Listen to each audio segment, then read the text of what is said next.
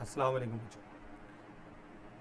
Model paper में reasoning question में जो लास्ट क्वेश्चन है, क्वेश्चन नंबर 8, उसमें आपसे पूछा गया है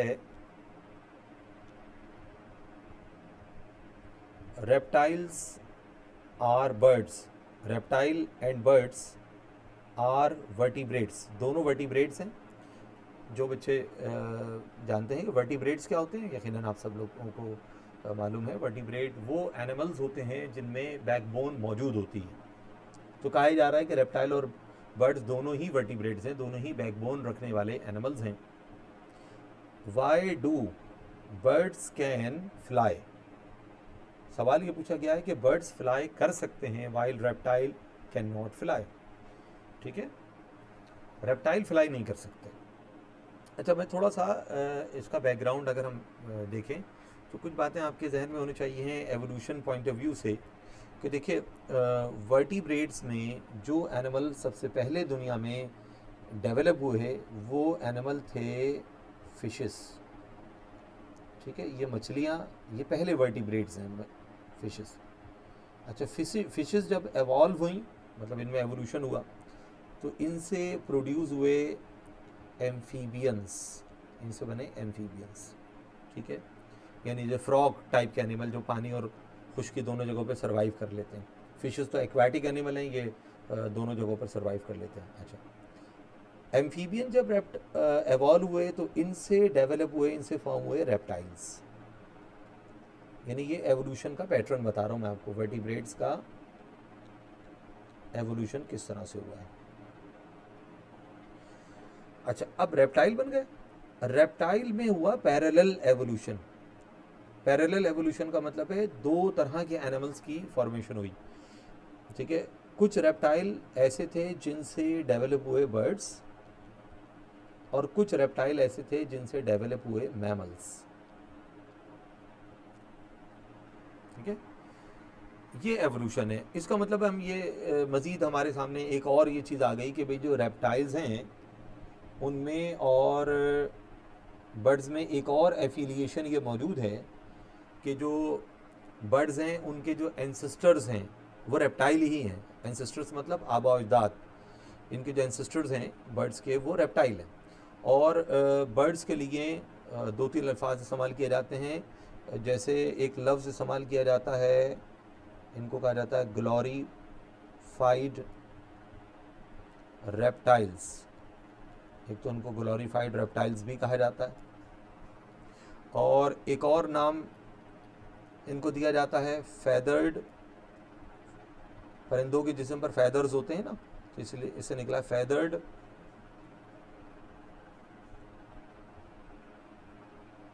डायनासोर्स। फेदर्ड डायनासोर, डायनासोर आपको पता होना चाहिए कि डायनासोर जो है वो रेप्टाइल्स थे। तो यानी ये फेदर्ड डायनासोर, यानी वो डायनासोर्स हैं जिनमें फेदर्स निकल आए। फेदर्स क्या है? परिंदों की बॉडी पर जो एक्सोस्केलेटन होता है उसको फेदर्स कहा जाता है। अच्छा, बेसिकली इस सवाल का जो जवाब है हमें यहाँ पर ये बताना है कि जो बर्ड्स हैं उनमें वो क्या क्वालिटीज़ हैं जो उनको फ्लाइंग के काबिल बना देती हैं। ज़ाहिर सी बात है, वो खसूसियात अगर हम ये कह रहे हैं कि बर्ड्स में मौजूद हैं तो उसका मतलब है कि ये वो फीचर्स हैं, ये वो एडेप्टेशंस हैं जो बर्ड्स में तो मौजूद हैं, रेप्टाइल में नहीं है। इसलिए reptile can not fly. Reptile क्यों नहीं उड़ सकते? क्योंकि उनके अंदर फ्लाइट एडेप्टेशंस नहीं है। हमें बेसिकली यहाँ जिक्र करना है फ्लाइट एडेप्टेशन इन बर्ड्स का। Flight adaptations in birds. ठीक है, हमें ये बताना है फ्लाइट एडेप्टेशंस इन बर्ड। अब आप ये देखिए, the birds can fly, the birds can fly while the reptile can not fly because of the following adaptations. ठीक है, तो ये एडेप्टेशंस क्या है? फ्लाइट एडेप्टेशंस कहलाएंगे। आंसर आपका यही है जो मैंने लिखा है, जो टाइप हुआ हुआ नज़र आ रहा है वही आंसर है। बाकी जो बातें मैं बता रहा हूँ ये आपको बैकग्राउंड है, ये आपको सारी चीज़ें पता होनी चाहिए, क्योंकि ज़रूरी नहीं है कि जो रीजनिंग क्वेश्चंस आपको मॉडल पेपर में दिए गए हैं वही पेपर फाइनल पेपर में भी पूछे जाएंगे। हो सकता है उनमें से कोई एक आध सवाल आ जाए, और हो सकता है कि कोई भी ना आए और हो सकता है कि बहुत सारे भी आ जाएं। जाहिर सी बात है, ये तो एग्जामिनर की मर्ज़ी होती है, वो जो सवाल आपसे पूछना चाहे पूछ सकता है। तो रीजनिंग क्वेश्चन आमतौर पर आपने ये भी देखा होगा, अगर आपने 10 ईयर्स पे नज़र मारे, रीजनिंग क्वेश्चन रिपीट भी नहीं होते हैं ना। तो लेकिन ये है कि अगर आपकी बेस अच्छी होगी तो रीजनिंग क्वेश्चन कुछ भी आ जाएगा तो वो आप आसानी से उसका जवाब अपने अल्फाज में लिख सकते हैं। तो इसीलिए सारे बैकग्राउंड बताए जाते हैं, ताकि ये कि अगर इसके अलावा इससे मिलता जुलता कोई और क्वेश्चन भी आता है तो आप उसका जवाब देने की पोजीशन में हो। अच्छा जी, पहली है फ्लाइट एडेप्टेशन, ज़रा देखिए क्या कह रहे हैं। पहली एडेप्टेशन है, in birds the four limbs, जो इनके बर्ड्स के जो 4 लिम्स अगले बाजू होते हैं, आर मॉडिफाइड इनटू विंग्स। उनके जो अगले बाजू हैं परिंदे वो एनिमल हैं जिनके अगले बाजू जो हैं वो विंग्स में मॉडिफाइड हो गए हैं। परिंदों को उड़ने के लिए सबसे पहले तो ऐसे ऑर्गेन की ज़रूरत है ना जो उनको फ्लाइंग के काबिल बना दें। तो ये क्या है, ये बुनियादी adaptation which are the main adaptation in bird. ठीक है, तो ये बर्ड्स के अंदर ये बुनियादी एडेप्टेशन, ठीक है, विंग्स का पाया जाना, ठीक है, जो इनके 4 लिम्स हैं वो विंग्स में कन्वर्ट हो गए, ये इनकी बेसिक एडेप्टेशन है। ठीक है, यहाँ ज़रा करेक्शन कर लीजिएगा, विच आर नहीं होगा, which is the main flight adaptation in birds. ठीक है, दूसरा पॉइंट देखते हैं। दूसरा पॉइंट क्या है, the birds have a streamlined compact body which faces the least resistance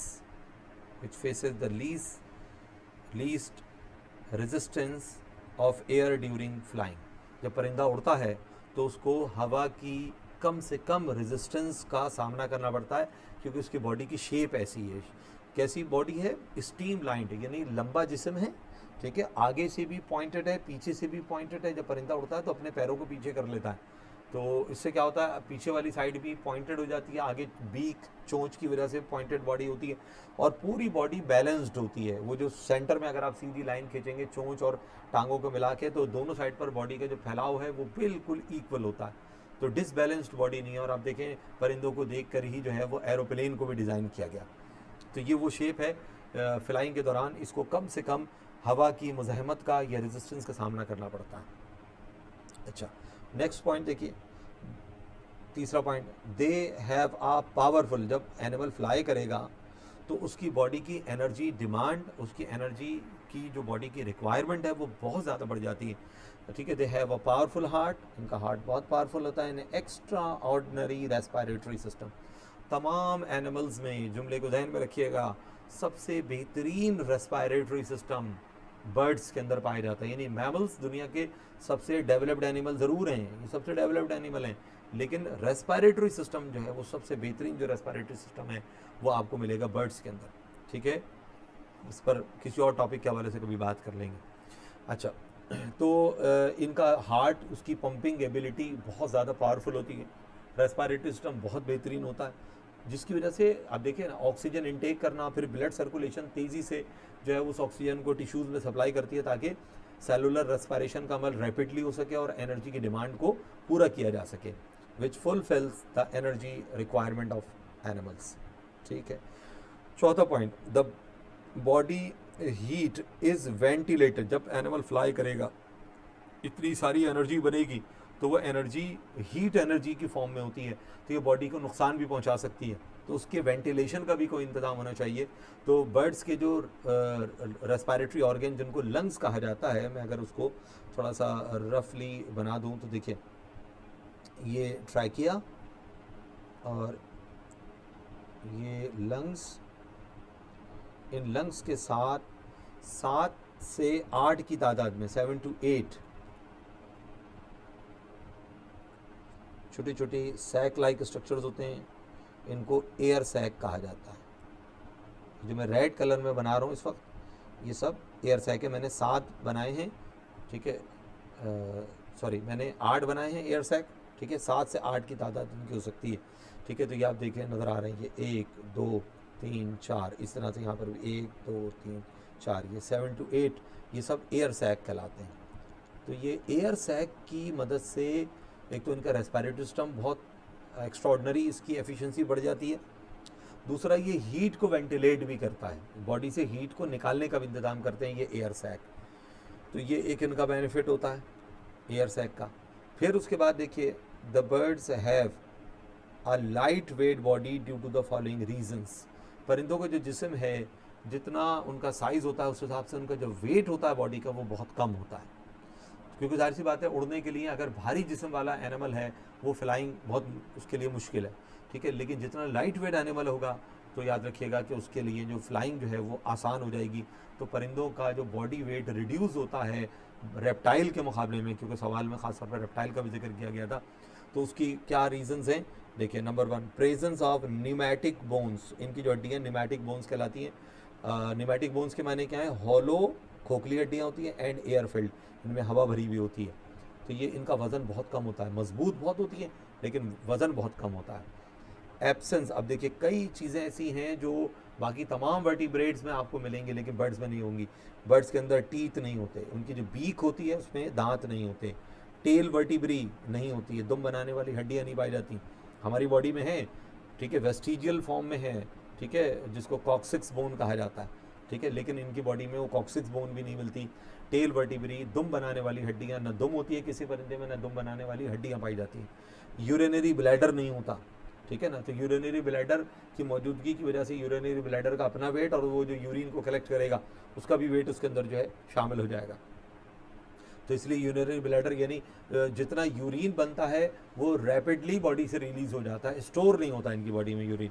and 1 ovary, यानी जो फीमेल बर्ड्स होते हैं उनमें 1 ओवरी और 1 ओविडक्ट एब्सेंट होती है।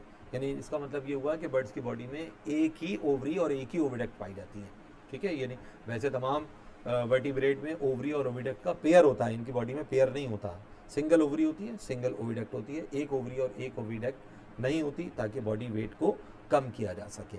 तो ये कहलाती हैं फ्लाइट एडेप्टेशंस इन बर्ड्स, जो परिंदों को उड़ने के काबिल बना देती हैं। जबकि ये तमाम जो फीचर्स हैं ये हमें रेप्टाइल में नहीं मिलते, इस वजह से रेप्टाइल फ्लाई नहीं कर सकते, ठीक है। समझ में आ गया होगा यकीनन।